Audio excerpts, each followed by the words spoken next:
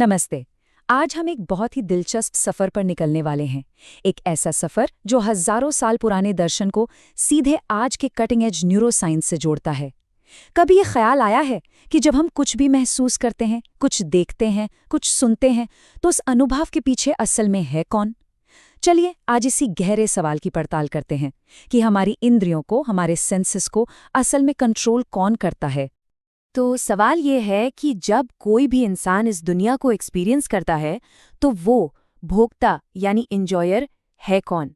जरा सोचिए, जब कोई अपनी पसंदीदा धुन सुनता है या बारिश की बूंदों को महसूस करता है तो वो कौन है जो उस अनुभव को जी रहा है।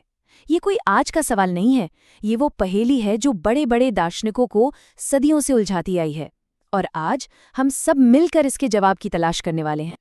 तो इस सफर का हमारा रोड मैप कुछ ऐसा रहेगा। सबसे पहले हम देखेंगे कि भाई हमारी इंद्रियों को कौन कंट्रोल करता है। फिर हम एक प्राचीन दार्शनिक पहेली की तह तक जाएंगे। इसके बाद हम देवता, आत्मा और विज्ञान के अलग अलग नजरियों को टटोलेंगे। और फिर सबसे मजेदार हिस्सा, हम विज्ञान और अध्यात्म के बीच एक नए पुल की बात करेंगे। और आखिर में हम देखेंगे कि ये सब मिलकर असल में वास्तविकता की कैसी तस्वीर बनाते हैं। तो चलिए शुरू करते हैं। ठीक है, तो चलिए सीधे उस बड़े सवाल में गोता लगाते हैं। हमारी इंद्रियों को आखिर कंट्रोल कौन करता है? देखिए, हम दिन में 100 बार कहते हैं मैंने देखा, मैंने सुना, पर कभी रुककर सोचा है कि ये मैं कौन है? क्या हमारी आंखें और कान बस कैमरे और माइक्रोफोन जैसी मशीनें हैं, या इनके पीछे कोई और ताकत है जो इन्हें चला रही है? और ये बहस कोई नई नहीं है, बल्कि हजारों साल पुरानी है। इसका जिक्र हमें मिलता है प्राचीन भारत के एक बहुत ही गहरे दार्शनिक ग्रंथ ब्रह्म सूत्र में। कमाल की बात है ना कि सदियों पहले ही लोग चेतना और असलियत की प्रकृति पर ऐसे सवाल उठा रहे थे जो आज भी मॉडर्न साइंस के लिए एक बड़ी पहेली बने हुए हैं। तो चलिए अब उस प्राचीन पहेली की परतों को खोलते हैं। ब्रह्म सूत्र के कुछ खास सूत्र हैं जो इस विषय पर एक कमाल की बहस छेड़ते हैं। और ये जानना बहुत दिलचस्प है कि ये बहस आज भी उतनी ही रेलेवेंट है जितनी सदियों पहले थी। तो पहला सूत्र एक बहुत ही चौंकाने वाला आइडिया सामने रखता है। वो कहता है कि हमारी इंद्रियां, आंखें, कान, हमारी जुबान, ये सब अपने आप में बेजान हैं, इनर्ट हैं। मतलब ये खुद से काम नहीं कर सकती। इन्हें चलाने के लिए एक गाइडिंग फोर्स, एक मार्गदर्शक शक्ति की जरूरत होती है, जिसे पुराने ग्रंथों में अधिष्ठाता देवता कहा गया है। जैसे एक मान्यता थी कि अग्नि देवता हमारी वाणी को, हमारी स्पीच को पावर देते हैं। है ना ये कमाल का विचार? लेकिन कहानी यहीं खत्म नहीं होती। अगला सूत्र एक ट्विस्ट लाता है। वो कहता है कि ठीक है, मान लेते हैं कि ये देवता इंद्रियों को चला रहे हैं, लेकिन वो एक्सपीरियंस को महसूस नहीं कर रहे हैं। मतलब वो भोक्ता या इंजॉयर नहीं है। असली अनुभव करने वाला तो वो जीव है, वो आत्मा है जो इन इंद्रियों की मालिक है। इसे ऐसे समझिए, जैसे एक ड्राइवर कार चलाता है, पर सफर का मजा तो पैसेंजर लेता है ना? बस वैसे ही इंद्रियां यहाँ आत्मा के लिए काम कर रही हैं, उन देवताओं के लिए नहीं। और फिर आता है आखिरी और सबसे मजबूत तर्क। ये कहता है कि आत्मा हमारे शरीर में परमानेंट है, जन्म से लेकर मृत्यु तक, जबकि ये मार्गदर्शक देवता तो आते जाते रह सकते हैं, वो ट्रांजिएंट हैं। और क्योंकि ये शरीर आत्मा के कर्मों का फल है, तो इसके सुख दुख को भोगने का हक भी उसी आत्मा का है। यही जो स्थायित्व है, यही परमानेंस, इस बात का सबसे बड़ा सबूत है कि असली भोक्ता कोई और नहीं बल्कि आत्मा ही है। अच्छा, तो अब सवाल उठता है, क्या ये बहस सिर्फ भारत तक ही सीमित थी? बिल्कुल नहीं। ये सवाल इतना फंडामेंटल है कि दुनिया की लगभग हर बड़ी फिलॉसफी और हर धर्म ने इससे दो दो हाथ करने की कोशिश की है।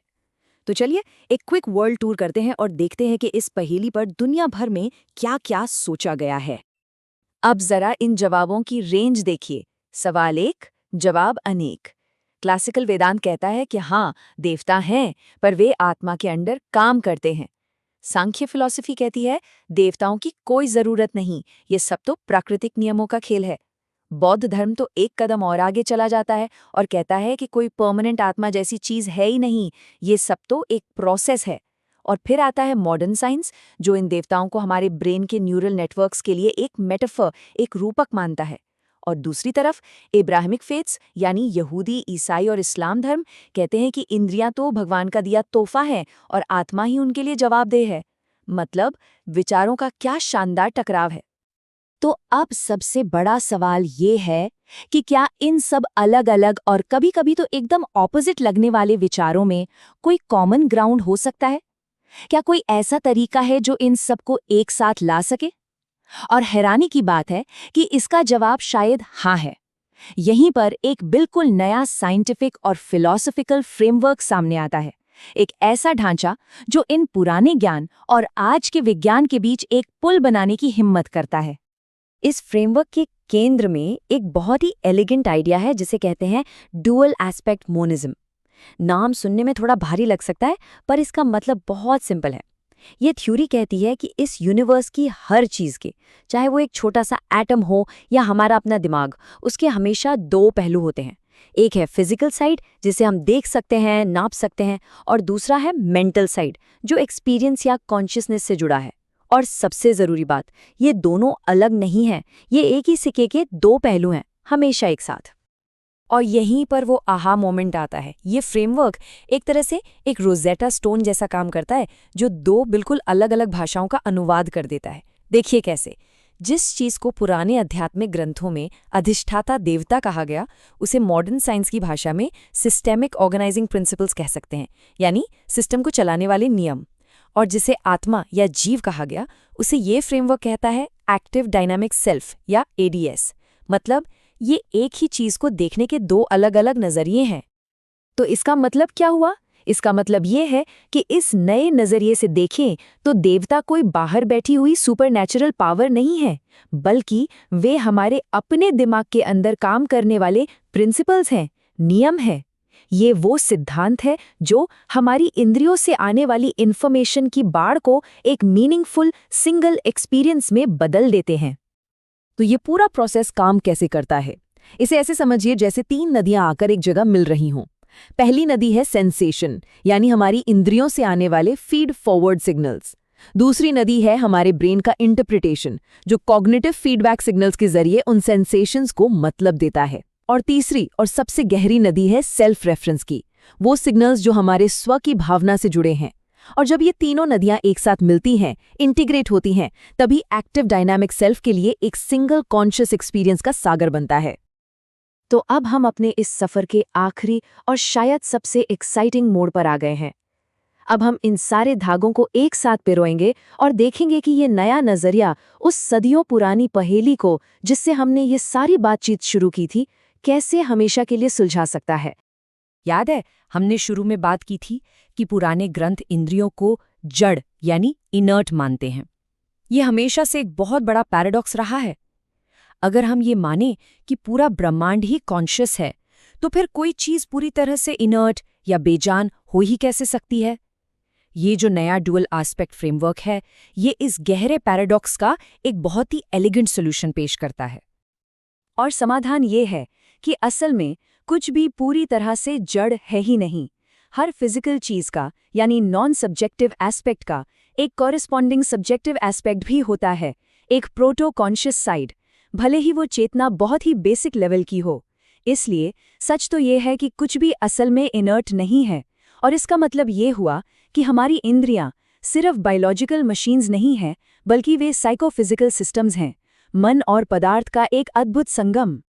इस पूरी बात को प्रोफेसर RLP विमल के एक कोट से बहुत खूबसूरती से समझा जा सकता है। वो कहते हैं, चिंतनशील अंतर्दृष्टि और वैज्ञानिक ज्ञान प्रतिद्वंदी नहीं बल्कि प्रतिबिंब है। प्रत्येक दूसरे की आशा करता है और उसे पूरा करता है, साथ मिलकर वास्तविकता के अविभाज्य आयामों को उजागर करते हैं। मतलब ये दोनों एक दूसरे के दुश्मन नहीं, बल्कि एक दूसरे के रिफ्लेक्शन हैं, जो मिलकर हमें रियलिटी की पूरी तस्वीर दिखाते हैं। तो इस सब का निचोड़ क्या है? निचोड़ ये है कि प्राचीन ज्ञान और आधुनिक विज्ञान, ये दोनों शायद एक ही हकीकत को बयां करने वाली दो अलग अलग भाषाएं हैं। एक भाषा है अंदर की आवाज की, दर्शन की, दूसरी भाषा है बाहर के सबूतों की, डेटा की। पर जब हम इन दोनों भाषाओं को एक साथ समझने की कोशिश करते हैं, तो हमें असलियत की एक ज्यादा मुकम्मल, एक ज्यादा खूबसूरत तस्वीर दिखाई देती है। और ये पूरी चर्चा हमें एक बहुत ही एक्साइटिंग सवाल के साथ छोड़ जाती है। अगर चेतना से जुड़ी ये एक पुरानी पहेली आज के विज्ञान के लिए इतने नए दरवाजे खोल सकती है, तो जरा सोचिए, हमारे प्राचीन ज्ञान के खजाने में ऐसे और कितने विचार और कितने रहस्य छुपे होंगे जो बस इंतजार कर रहे हैं कि आज का विज्ञान उन्हें डिकोड करे और उनकी परतों को खोले।